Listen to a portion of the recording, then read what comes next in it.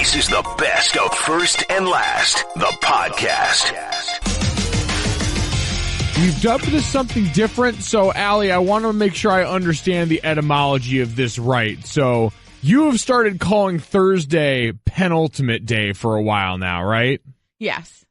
And that is pure, I understand now, like most great things in life, nicknames are born out of really the desire to just irk somebody else. Right. And this has been a personal quest of yours to irritate one of our colleagues, Dan Stanzik, who's the producer of Golic and Wingo. Yes.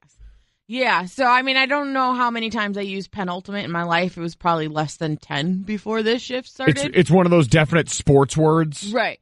But I've used it now every Thursday since it started because I know it irks Dan Stanzik.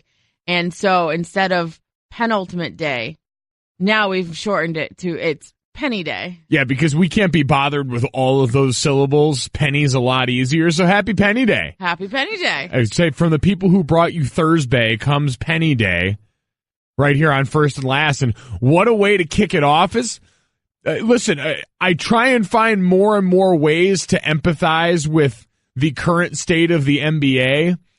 And I feel like as the week rolls on, we see this snowball effect. Certainly in the morning shift, and the people that are listening to this show are well acquainted with the idea of the sleep debt building up over the course of the week, and sometimes the irritability that comes with that, because we continue to see chippiness around the association, as it's often referenced. And hell, some of that even spilled over into the broadcast booth last night, or should I say the halftime show that it will get into in a second. But part of the news around yesterday was the suspensions, and in some case lack of suspensions, that were handed down as the result of the fallout between the Rockets and the Clippers. Our own Adrian Wojnarowski, ESPN NBA insider, talked about both teams actually, surprise, surprise, unhappy with the results of the suspensions handed down. Neither are really happy with all the findings in this investigation. The Clippers, they are not fully accepting of the idea that Chris Paul was a peacemaker in this. The Rockets are not fully accepting of the idea that Blake Griffin didn't target Mike D'Antoni on the sideline. But both star players avoid suspensions, and they play on. First and Last, Mike Golic Jr. here on ESPN Radio and the ESPN app, and it really was more about who avoided suspension. So Trevor Ariza and Gerald Green were both suspended 2 games for entering the Clippers locker room and engaging in, quote, in a hostile verbal altercation with several Clippers. Now, there was a lot of fun had at the idea that there was not really any altercation and that nothing came to blows, but the suspension really ends up, I think, more than anything else, being a deterrent, as most are. I think that comes to be the general conclusion, is that we just can't have teams breaching locker rooms out here after games. That is not the medicine that the NBA is looking for amidst a week where pretty much every day we've seen some version of an on-the-court scuffle. And it's gotten interesting to the point where we continue to search for answers in something like this. Now, we got answers as to what the results can be if you take it too far and it gets to a situation like this that we all recognize is pretty abnormal. We have had plenty of scuffles in the NBA over years. I think more than we probably give credit to this era in the league.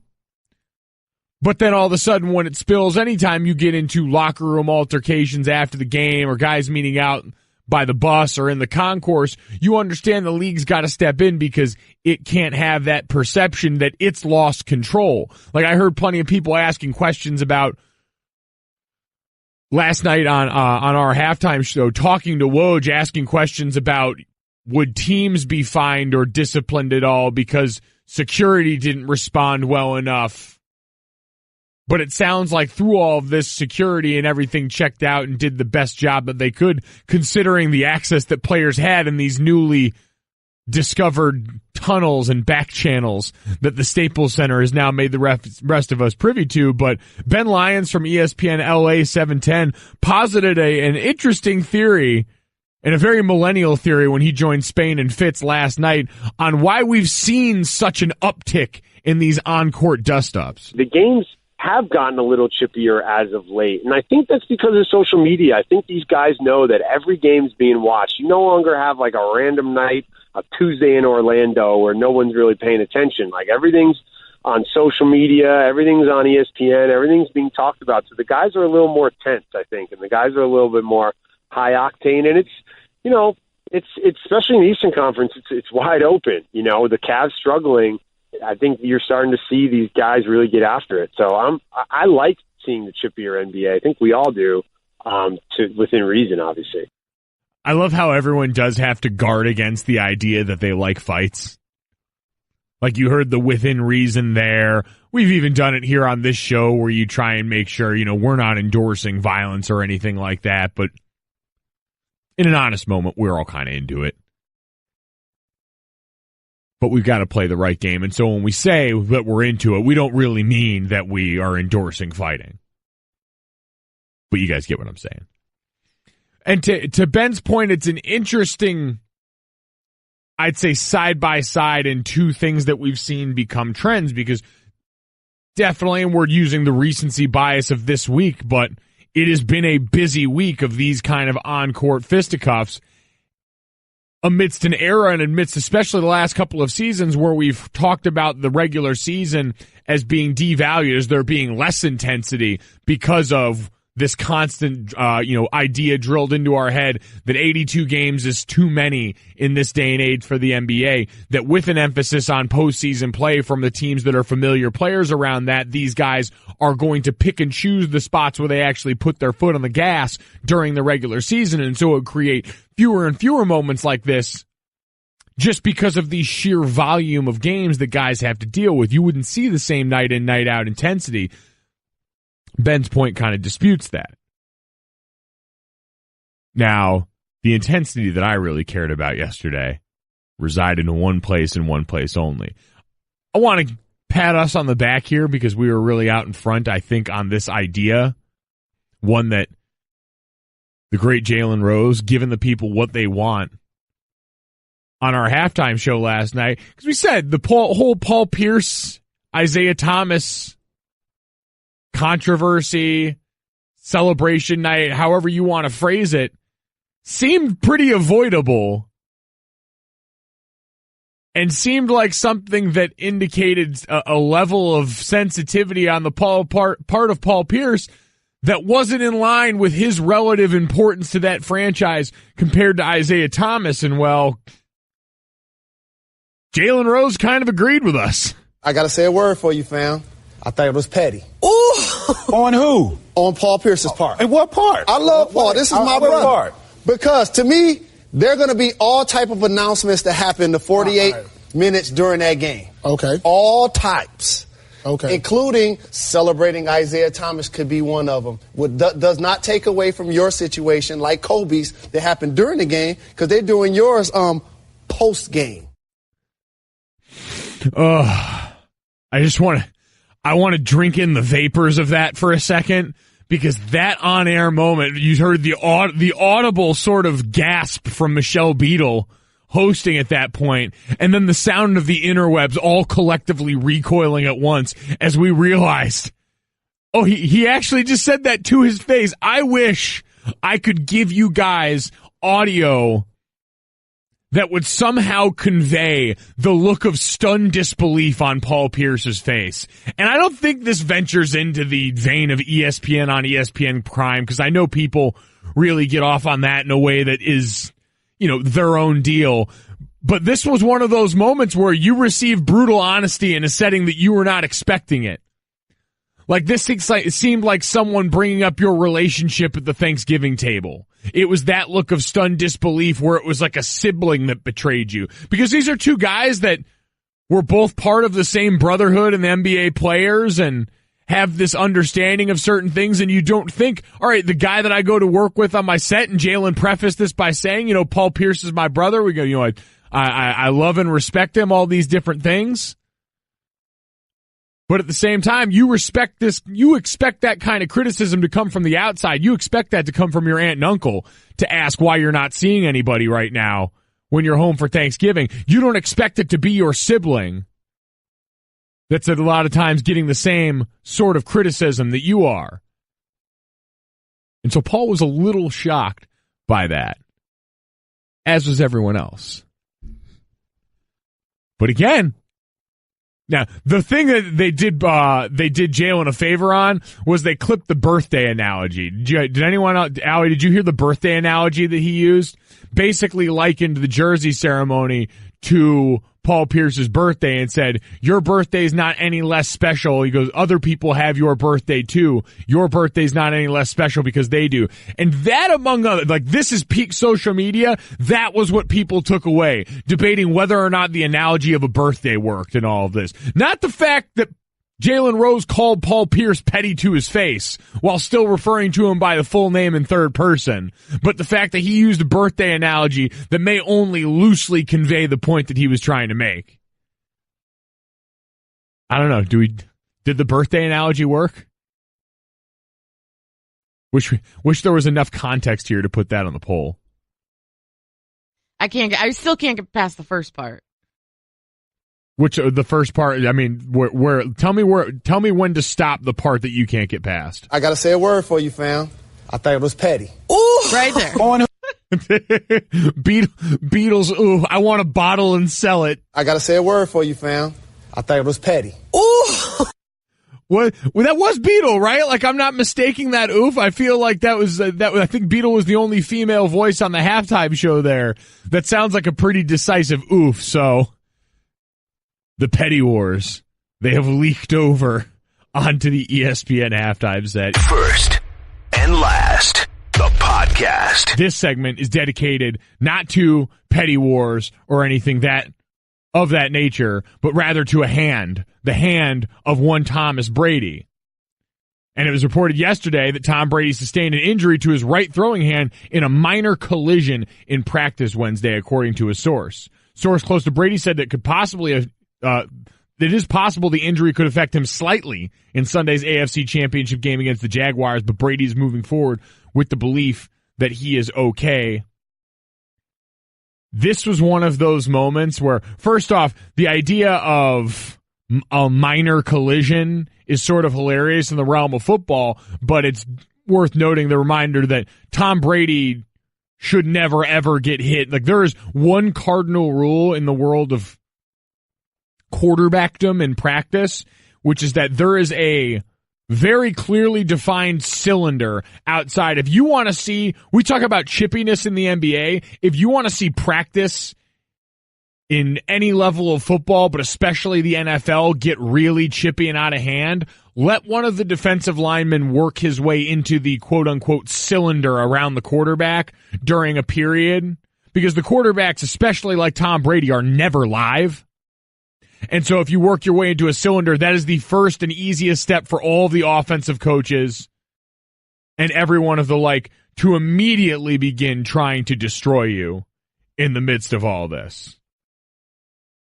Our own ESPN NFL reporter Diana Rossini joined the Six yesterday with Jamel Hill to give us a full breakdown on Handgate. The Patriots practiced around 12:30. The media is allowed to watch about 15 minutes of that practice.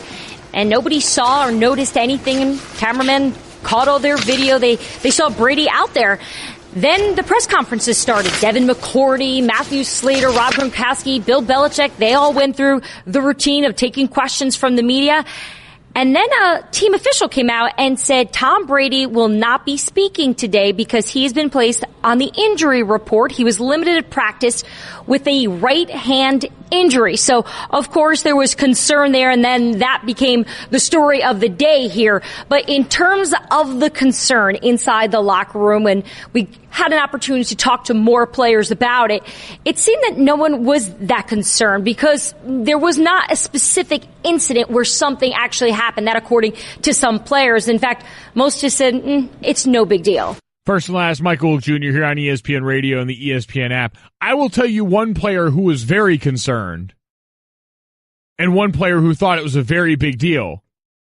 Whoever bumped into Tom's hand There are tiers of importance and tiers of job security that exist in the midst of every NFL team, and depending where you lie, this constitutes your greatest fear. I've told this story before, but when I was in Saints training camp, my greatest fear every day lie not in any mistake I might make potentially during practice that could affect my career. No, it was during the brief moments of quarterback and center exchange at the beginning of practice every day, where I would take 2 snaps with Drew Brees on the off chance that I would have ended up in there as one of the backup centers with our starters. 2 snaps a day, and they were the 2 most nerve-wracking snaps of each one of my days, because all you're trying to avoid is that sound, and that haunting sound of the quarterback pulling out with a jammed finger, a jammed digit of any sorts, or an injured hand. Because you know immediately, there is no one more important in the building than that guy, and there is no one less important than you. And so that is the easiest way to find yourself in coach's office with the playbook, is to mess with everyone's meal ticket. Now, it's a double-edged sword for whoever this player is, because the climate has shifted. This guy really needs to get his name out there, because the one thing we've seen is an action like this, if you make it known who you are, can be pretty lucrative. You've got to think of the kids. You've got to think of the charity, because this screams Jacksonville Jaguars fan donations to the charity of whoever ran into Tom Brady's hand. It makes too much sense at this point. So do the right thing, kid. Release your name, accept whatever consequences come with it, and open up that Venmo account. First and last, the podcast. First and last, the podcast. C. Pyers 221 tweets in, don't let Jalen get away with calling Paul Pierce petty. He doesn't have the accomplishments to give his feelings. Jalen's petty, if anything. Let the truth have his night. Clearly the Celtics fan leaking out in all this. But I don't really vibe with the idea that a level of accomplishment is necessary to speak something if you believe it's true. I also don't think Jalen is a guy that really is lacking in accomplishment enough to speak on this particular issue. Because, again, no one's claiming that Paul Pierce is not accomplished or not deserving. It just seems like he and everyone around believe he is almost so accomplished and so deserving that nothing else should matter in this moment. Like, it feels wrong that we're even, by this token, it feels wrong that we're even playing a basketball game on the same night that this is going on. Like, the fact that Paul Pierce has to share his night with the current Boston Celtics team playing a basketball game seems like a farce. They should do the right thing and cancel that game. Everyone should just show up and watch Paul Pierce. That's the way people are treating this. And so the minute Jalen says something to the contrary, the whole world goes crazy. Ooh. First and last here on ESPN Radio and the ESPN app. Another place where overreaction has seemed ripe, and there has been strong reaction, is to what's gone on with the Pittsburgh Steelers since their loss to the Jacksonville Jaguars in the divisional round. Todd Haley, their offensive coordinator, was announced the other day, and the team would be parting ways. Todd Haley's current deal was up, and they're just not re-signing him. Most people figured this was going to be the easy course of action for a team that had minority owners calling for Mike Tomlin's job, lobbying for the Rooneys to make a move on the longtime head coach there after another early exit to a season that they believe is not justified based on the current composition of this roster. Now, someone on our air had a big problem with that in Steve Young, our former Hall of Fame quarterback and current analyst. He's done as well as anybody in the history of the Pittsburgh Steelers. And maybe it's personality. Maybe it's a personality trouble between him and Ben. But my gosh, if you ask for me to come in as an offensive coordinator and do a job, nobody's done it better in that way for a number of years. So what is Pittsburgh going to get? We're going to get refocused on defense. Because the deal that was made for Todd Haley is you bring us a top 10 offense, we'll give you a top 10 defense. Well, who didn't make that bargain? Mike Tomlin did not bring top 10 defense. And that's what they needed, because if they had that, they could go to multiple Super Bowls. And until they get that, it's not about Todd Haley. It's about fixing the defense in Pittsburgh.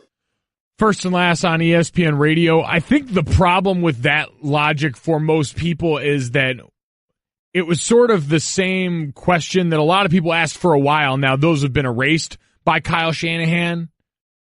since his absence from that Atlanta offense from a year ago. But most people look at that as, well, yeah, if you're a coordinator, you should be able to play with all of the toys that you're afforded there. And most people, I think, look at the Pittsburgh offense and say, with Le'Veon Bell and Antonio Brown and that offensive line and Martavis Bryant and now Juju Smith-Schuster's emergence this season, that this is going to be an offense that's pretty hard to screw up. And with Ben and Todd, we know that there were some stylistic differences in the beginning that a lot of people thought it wouldn't have lasted as long as it did 5 years later.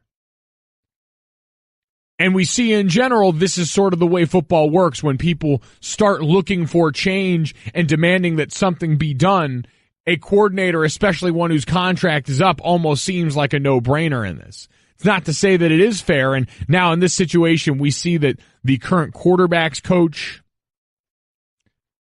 appears to be the one who is ripe for an internal promotion coming off of this, which is always dicey territory. I heard Dominique Foxworth and Mina Kimes talking on the Nickel Package podcast yesterday that they do for us, saying it's always interesting when you get another coach that has clearly been angling for this position inside the building. And we see all of the moves that have been made in favor of quarterback-friendly coaches or coaches that have had the quarterbacks here, and the way that those have and mostly haven't worked out over the course of time. And I don't think that Todd Haley's departure is necessarily going to spell doom and gloom for an offense that, again, has a ton of talent. Most of this is still about turning the gaze on Mike Tomlin and the increasingly polarized view on his ability as a coach, a guy who, as we noted yesterday, has never, in his time with the Steelers, finished below 500, has won double-digit games each of the last 4, I believe, seasons in his tenure as the head coach there, and really is, among most things, guilty of one sin, and it's one that I think most of us will be understanding of. Most of us except Will Cain, who had this to say on the Will Cain show yesterday. The truth of the matter is, Mike Tomlin has underachieved. I don't think that leads you to he needs to be fired. But I do think that the Pittsburgh Steelers have a right to expect more than what Mike Tomlin has given them over the last 7 years. I think that organization has a right to expect more. And it's not insanity. It's not. It's not insanity to say, is there something else that could get us over the hump? Like, that version of more is basically beat the Patriots, right? Like, that's the sin that the Steelers have been guilty of, is they have been unable to find a way to beat what has been the premier dynasty of this last decade. This is sort of what we've run into numerous times. The parallels are always going to be overwhelming, and their close proximity and similarity makes sense with Nick Saban and Bill Belichick and the franchises that they have been a part of. But we see this sort of turmoil in the SEC all the time, where otherwise qualified coaches are not only frustrated by, but end up being judged for their jobs by their ability, or usually inability, to combat Nick Saban and what he's put together there. And you could say that might be the increasing sentiment growing around Mike Tomlin, is that he is going to be judged by only that one standard, when you've created around the rest of your program a standard that is high enough because of your own success to be judged in this way.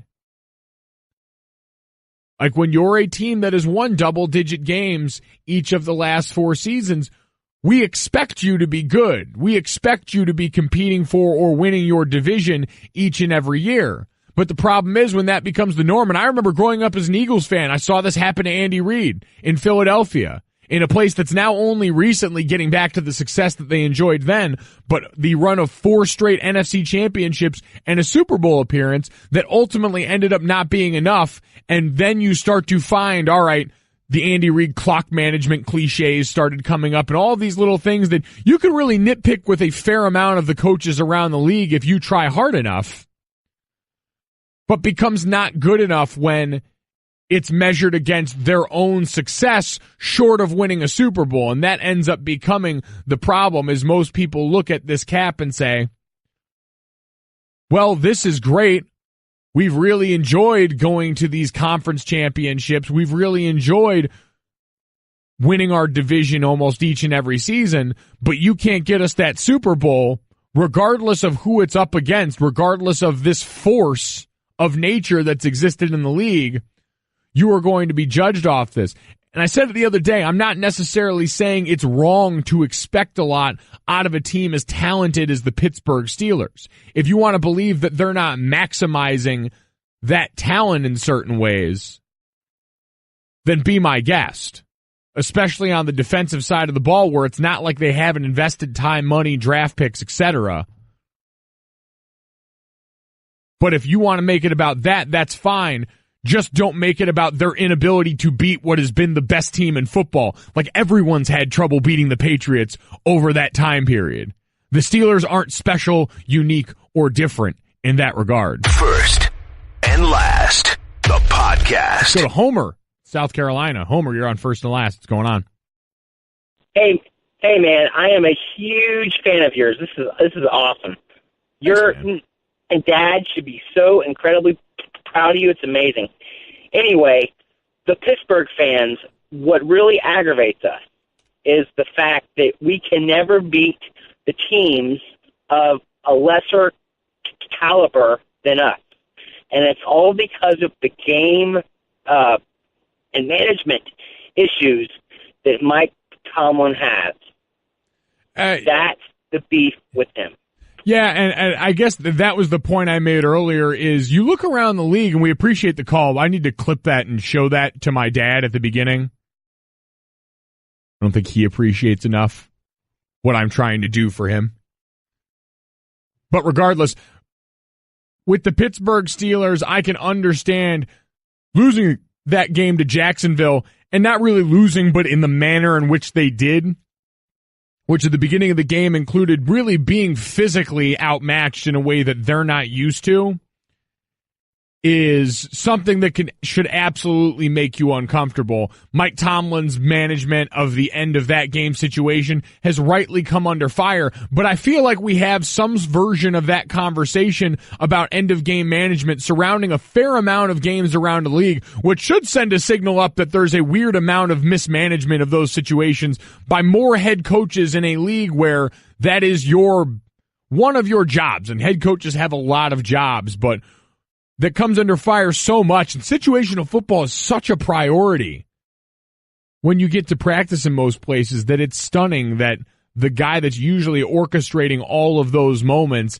is somehow unprepared for them when they come up in real time. Now, there's always a difference, like everyone talks about, even in playing when you go from practice to a game setting, but for guys that have been around as long as most of these coaches have, it is still stunning the number of small ways that this comes up. I don't know if it's unique necessarily to Mike Tomlin, but it's unique on a roster with this much talent. Like at Studford Fan 1 tweeted in on the 1-800-Flowers.com Twitter feed, I think Mike McCarthy in Green Bay is underachieved. They've won the NFC North 5 of the last 7 years, and the only time they went on and won a Super Bowl was as a wild card. And Mike McCarthy's another name that comes up almost every year is this. But it's weird, the standards, it feels different for each team just because with Pittsburgh, you've got a much more complete roster than Green Bay's had in a while. Like, I think Ted Thompson underachieved for Green Bay, especially in the last, 5 or 6 years with what he put around one of the greatest quarterbacks of all time in Aaron Rodgers. You've had that transcendent talent, and I think that's been the frustration is we've seen the decline in Ben's skill over recent years, and I wonder if each and every year he's going to come back and continue playing. We haven't really seen that around Aaron Rodgers. We've seen injury creep up and be a part of the narrative with Aaron Rodgers, but I think the general sense is Aaron Rodgers is so transcendently good, and as good as Ben is, he doesn't enter the conversation in the same way that Aaron does. The way that Green Bay has seemingly wasted the best years of his career maybe will be the way that people in Pittsburgh look at Antonio Brown and Le'Veon Bell as the future for Le'Veon Bell comes into question this offseason with that team. Maybe that's the way they'll more view them, but I think that's a lion's share of the frustration with Mike McCarthy in Green Bay. First and last, Mike Golic Jr. here on ESPN Radio and the ESPN app. Again, you guys can get in touch with us, 888-729-3776. Interesting thing that came up yesterday, and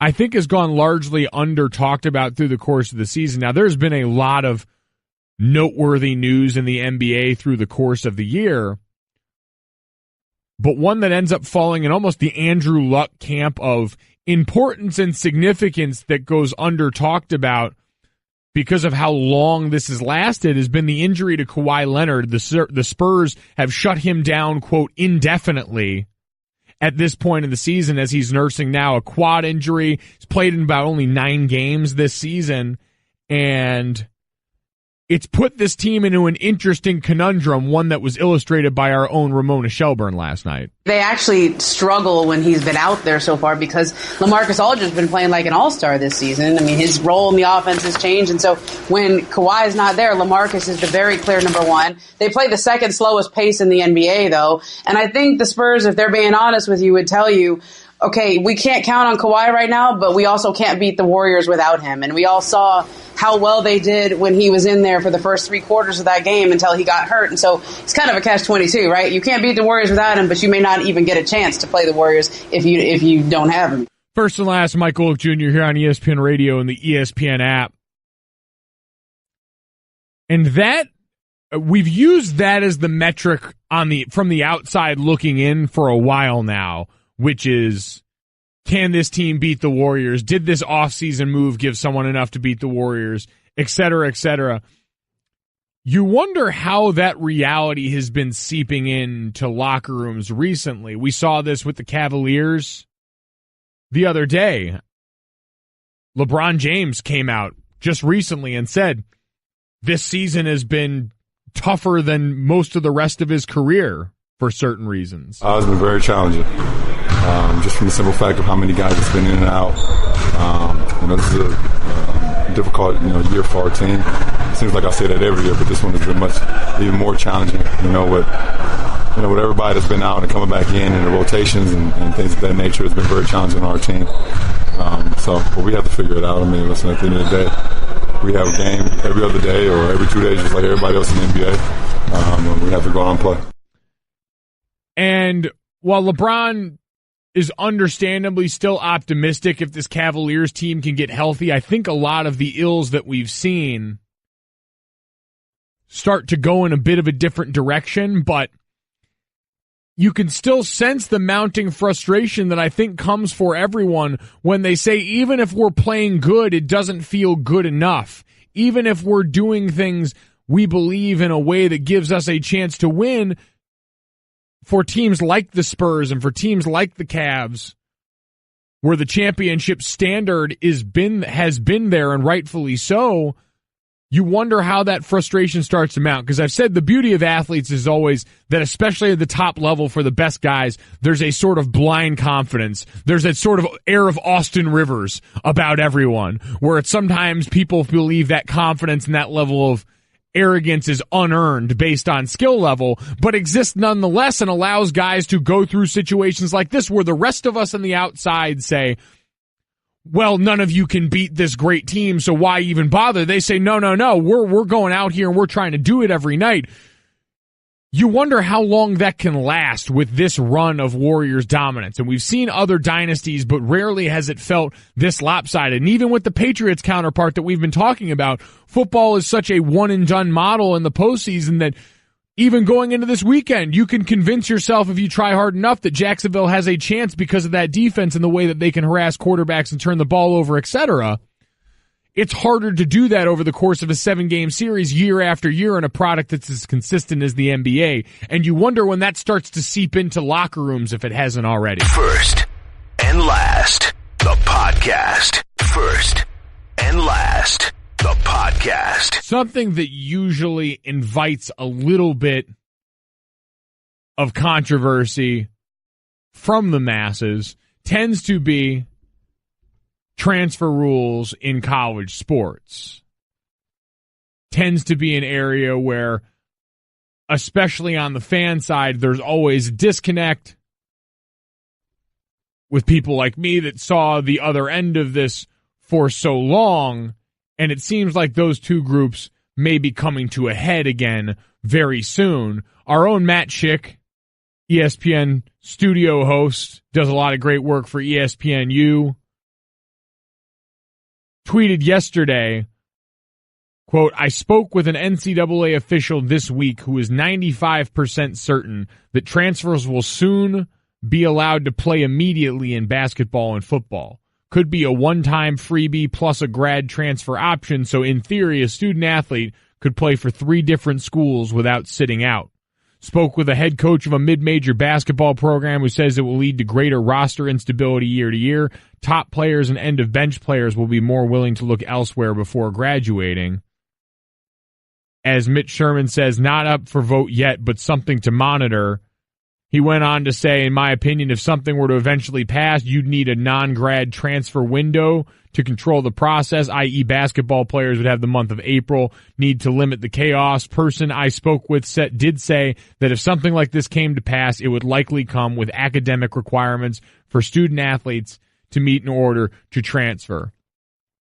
And this could, short of pay for play, which would obviously break the system in ways that are fundamental, this could end up being the biggest change in collegiate athletics, in big-time collegiate athletics, in most of our lifetimes because of what this would offer. This sort of restricted force has been what's kept, I'd say, dynastic continuity a possibility in college long after its pro counterparts had waved goodbye to these traditional ways of doing things in favor of free agency. Now, we know grad transfers have always been a thing in college, but opening this up to undergraduates without the fear of penalty is something that creates an entirely different set of problems. Now, we know most coaches have always pointed back to this idea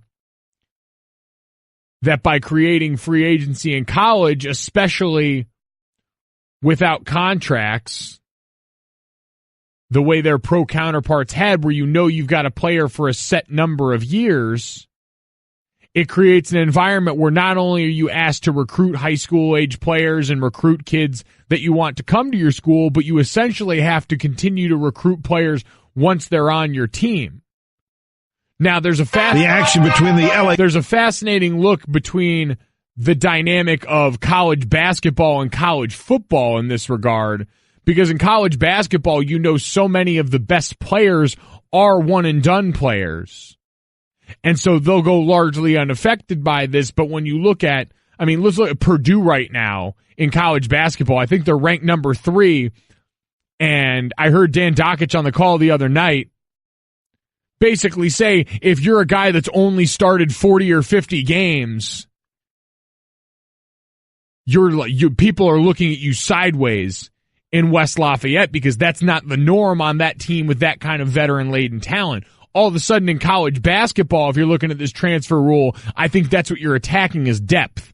Because you look at guys right now that may be quality players that are capable of helping a roster, that are guys that know they're going to be around school for 3 or 4 years before their ability to turn pro, and may look at that as an opportunity to maximize the quality of team they're on during that time. If, let's say, maybe they're late bloomers, if they're guys that develop. We've seen this in college football with guys that develop at the FCS level and end up using that grad transfer option to make the jump to FBS football in their final season to maximize certainly their exposure, but also their chance to live out a certain dream, to play football at the highest level. And so where it gets interesting in this is the way it's going to be perceived on the outside. First and last, I'm Mike Golic Jr. here on ESPN Radio and the ESPN app. We're presented by Progressive Insurance and more than 30 unique coverage options available. Progressive knows small business. Learn more at progressivecommercial.com.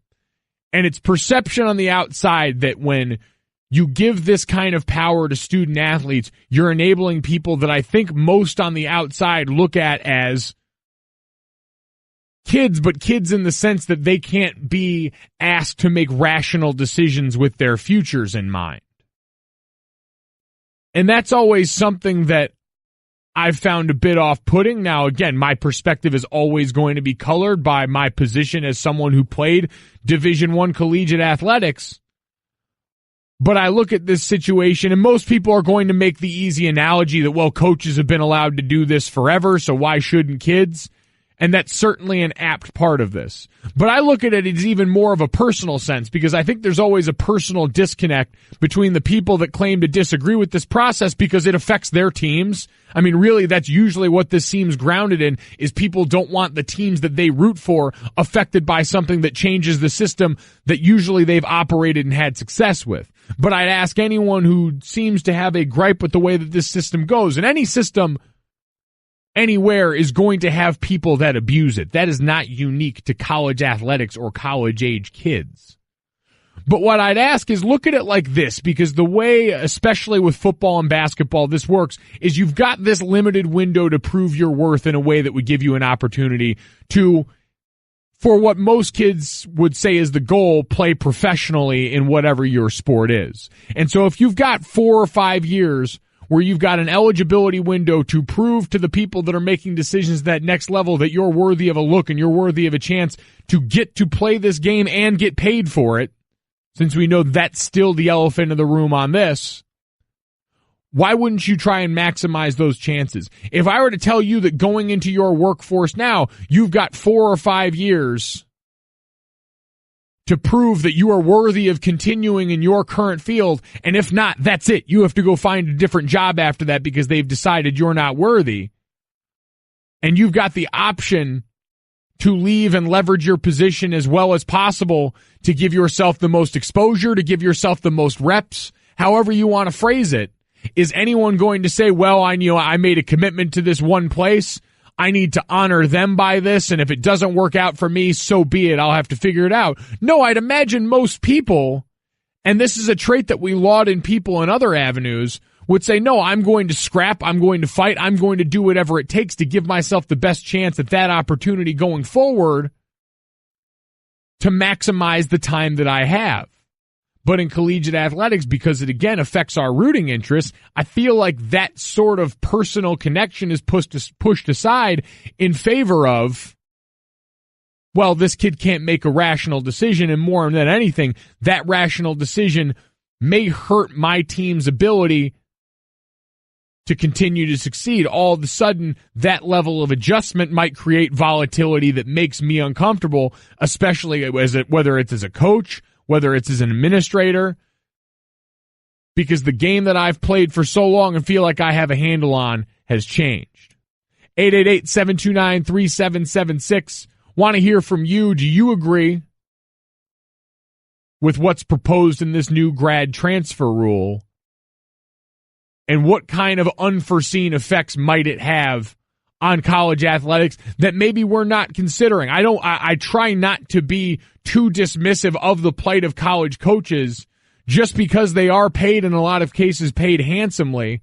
I know enough assistants who the hours that these guys are working and the time they're putting in out on the recruiting trail, doing all of these things, while yes, compensated for, is something that with the rule changes in college football has been increasingly stressed. And these guys are still human beings too and deserve that level of consideration. And so does this compromise them in a way that maybe is unfair. Thank you for listening to the First and Last podcast. You can listen and subscribe to all ESPN podcasts in the Listen tab of the ESPN app. First and Last.